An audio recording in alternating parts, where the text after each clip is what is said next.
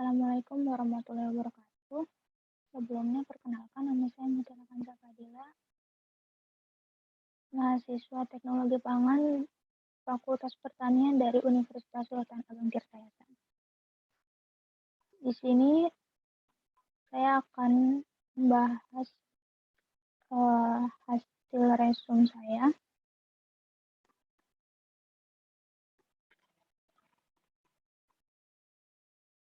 mengenai pigmen karotenoid pada wortel.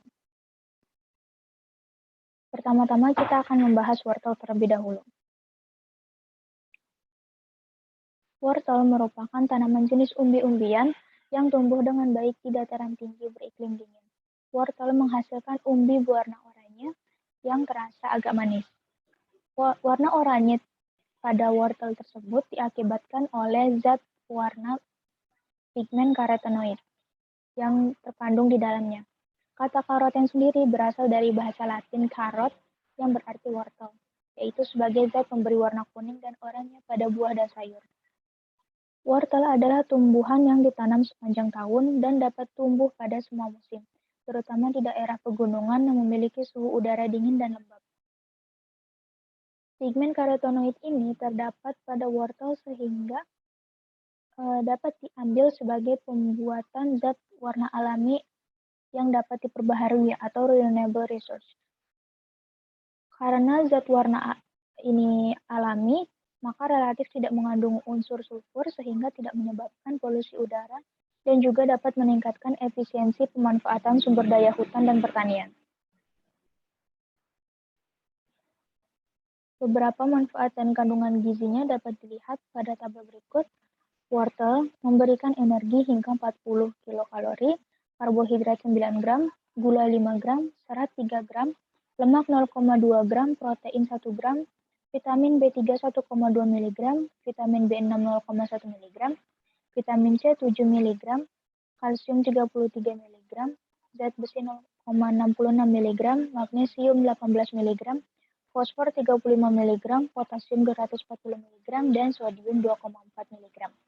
Dapat dilihat pula bahwa wortel memberikan manfaat sebagai berfungsi sebagai antioksidan, dapat digunakan sebagai anti kanker, menjaga kesehatan mata, menjaga kadar gula darah, menyehatkan dan melancarkan pencernaan, mencegah obesitas dan meningkatkan sistem kekebalan tubuh.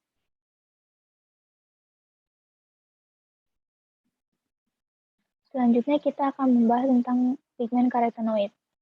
Karotenoid sendiri merupakan pigmen yang dapat memberikan warna oranye pada buah dan sayuran seperti pepaya, tomat, dan wortel. Karotenoid ini memiliki beberapa jenis seperti alfa-karotenoid, beta-karoten, astaxanthin, lycopene, lutein, zeaxanthin, beta-cryptosanthin, dan fucoxanthin. Salah satu karotenoid yang terdapat pada wortel yaitu beta-karoten, dengan rumus kimia yang hampir serupa dengan rumus vitamin A yaitu C20H30O. Dapat dilihat pada gambar berikut struktur kimia dari beta-karoten itu sendiri.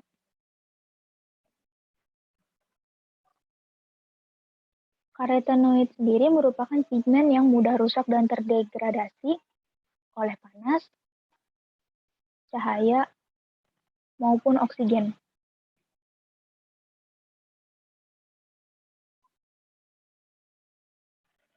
Ekstraksi karotenoid.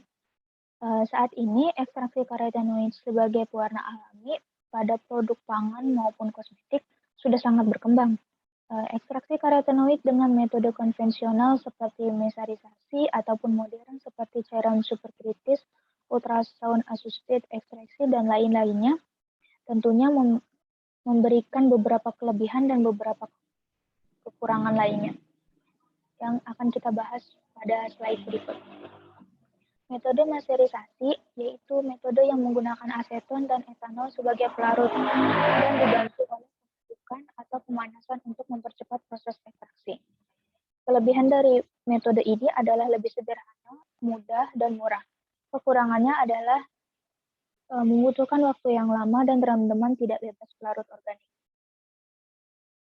Mesarisasi, parameter pada metode ini adalah berpatok pada suhu ekstraksi dan kecepatan pengadukannya. Semakin tinggi suhu dan kecepatan Pengaduk yang tinggi akan mempercepat pelarut untuk berpenetrasi ke dalam bahan dan kontak dengan bahan. Tetapi suhu yang terlalu tinggi juga dapat merusak komponen bioaktif karetenoid itu sendiri. Metode selanjutnya yaitu menggunakan cairan superkritis. Cairan superkritis ini memiliki viskositas rendah dan difusitas yang relatif tinggi. Salah satu pelarut yang sering digunakan yaitu CO2 cair. Kelebihan metode ini adalah pelarutnya cenderung aman dan tidak memerlukan waktu yang lama. Kekurangannya adalah pelarut bersifat nonpolar sehingga butuh CO solvent untuk mengekstrak bahan-bahan atau pigmen yang polar. Parameter utama pada metode ini yaitu rasio pelarut dengan bahan, ukuran partikel bahan, suhu ekstraksi sendiri, tekanan, waktu ekstraksi, dan CO2 flow rate. Metode selanjutnya yaitu ultrasound assisted extraction atau UAE. Gelombang kativasi yang dihasilkan ini akan memberikan gaya gesek tinggi untuk merusak dinding sel bahan sampel sehingga pelarut dapat masuk dan pigmen akan lebih mudah keluar. Kelebihan dari metode ini yaitu untuk meningkatkan hasil ekstraksi lebih singkat dan suhu ekstraksi lebih rendah, serta menggunakan pelarut yang lebih sedikit. Kekurangan dari metode ini yaitu butuh energi dan biaya yang lebih besar. Faktor yang mempengaruhi ekstraksi metode ini yaitu ukuran partikel, jenis pelarut, rasio pelarut dengan bahan, suhu, lama waktu ekstraksi, intensitas akustik, ketinggian sampel dalam bentuk cair, dan siklus dari paparan gelombang ultrasonik itu sendiri. Proses ekstraksi dengan gelombang ultrasonik yang terlalu kuat dapat menyebabkan kerusakan pada pigmen yang akan diekstraksi. Metode ekstraksi selanjutnya yaitu adalah pulse electric field atau PEF. Metode ini menggunakan alat kejut listrik sehingga membran sel akan mengalami elektroporasi dan mengakibatkan difusi senyawa yang terdapat di dalam sel. Kelebihan dari metode ini yaitu metode ini menggunakan metode non-termal sehingga tidak mempengaruhi senyawa yang diekstrak dan tidak membutuhkan waktu yang lama. Kekurangan dari metode ini yaitu butuh lebih banyak energi. Beberapa faktor yang mempengaruhi ekstraksi menggunakan metode ini yaitu kekuatan medan listrik dan lamanya proses. Faktor-faktor tersebut dapat meningkatkan permeabilitas bahan sehingga senyawa bioaktif dalam bahan dapat dengan mudah terekstrak. Metode yang kelima yaitu ekstraksi enzimatik. Ekstraksi dengan metode ini dilakukan dengan bantuan enzim selulase, pektinase, dan hemiselulase. Enzim akan merusak dinding sel sehingga senyawa bioaktif dapat keluar dari bahan dan terekstraksi dengan optimal. Kelebihan dari metode ini yaitu hasil ekstraksi lebih tinggi, pelarut yang digunakan lebih sedikit, dan lebih ramah lingkungan. Kekurangan dari metode ini adalah inkubasi yang memerlukan waktu lama.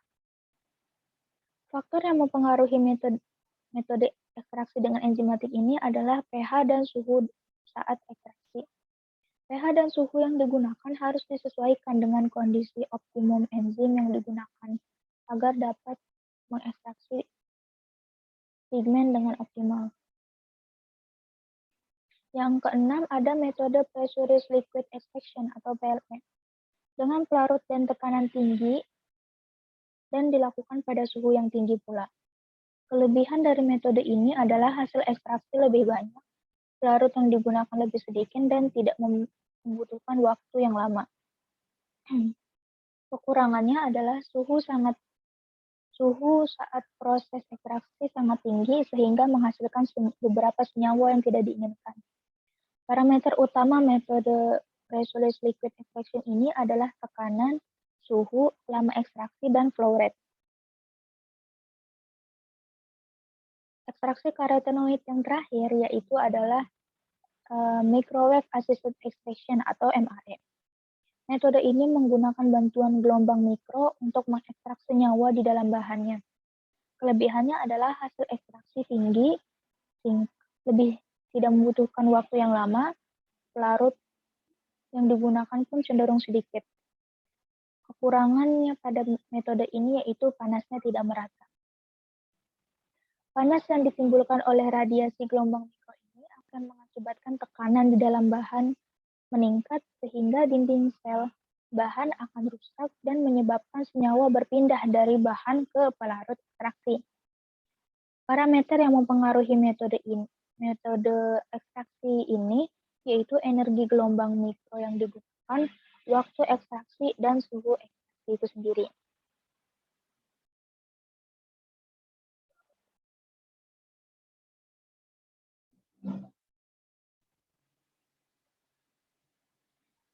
Sekian